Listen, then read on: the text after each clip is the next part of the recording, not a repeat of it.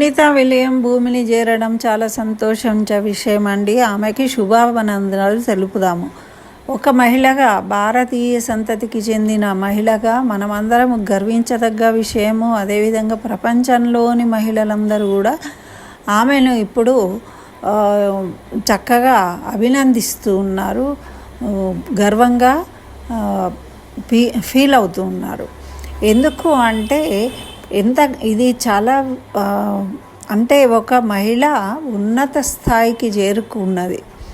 మరి చేరుకోవడమే కాదు, ఆమె భారతీయ సంస్కృతి సంప్రదాయాలను విడిచిపెట్టలేదు. ఆమె ఎక్కడికి వెళ్ళినా భగవద్గీతను, వినాయకుడి ప్రతిమను నేను దగ్గర ఉంచుకుంటాను, నా కుటుంబాన్ని గౌరవిస్తాను, నా కుటుంబంతో నేను చాలా ఆనందంగా కలిసిమెలిసి ఉంటాను అని. చూడండి, మిడిమిడి జ్ఞానంతో మనము ఏదో ఉన్నత స్థాయికి, మరి అంత అత్యున్నత స్థాయికి ఎదిగింది ఒక మహిళ. కానీ ఆమె ఎటువంటి తన సాంప్రదాయాన్ని అక్కడ మన భారతదేశంలో లేకున్నా కూడా ఆమె భారతీయ సంస్కృతి సంప్రదాయాలను వదిలిపెట్టలేదు. తర్వాత మనము భారతీయులుగా కుటుంబానికి ఎంత విలువిస్తామో అదే విధంగా ఉంది. కాబట్టి ఆమె వాటిని పాటించడం వల్లనే ఆమె అంత ఉన్నత స్థాయికి ఎదగగలిగింది ఒక వ్యక్తిగా. ఆమె మనం ఏదో సైన్స్ చదువుకొనే ఇదే ఆచారం ఏంటి, అదేంటి, ఇదేంటి అంటూ ఉంటారు మన ఇంట్లో పిల్లలు కూడా, పెద్దవాళ్ళు కూడా, వెనకటి కాలం కాదు అని.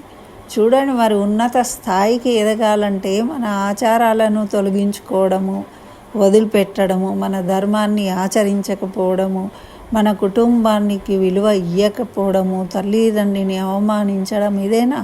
దీనివలన మనం ఉన్నత స్థాయికి ఎదగగలుగుతాము. అది ఎప్పుడూ కాదండి. ఇప్పుడు ఈ విధంగా ఎప్పుడైతే మనకు విలువ ఇస్తామో, మన ధర్మానికి, మన సాంప్రదాయాలకు, మన కుటుంబానికి, అప్పుడే మనకు గౌరవం ఉంటుంది సమాజంలో.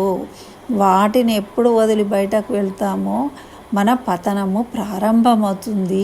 ఆ విషయం తెలుసుకోవాలి, ఉన్నత స్థాయికి వెళ్ళడం కాదు.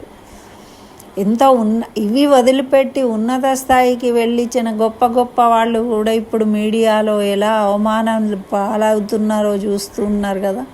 కాబట్టి మనము నిజాలను తెలుసుకొని నిజమైన వాటిని ఆచరించాలి, అనవసరమైన వాటిని వదులుకోవాలి.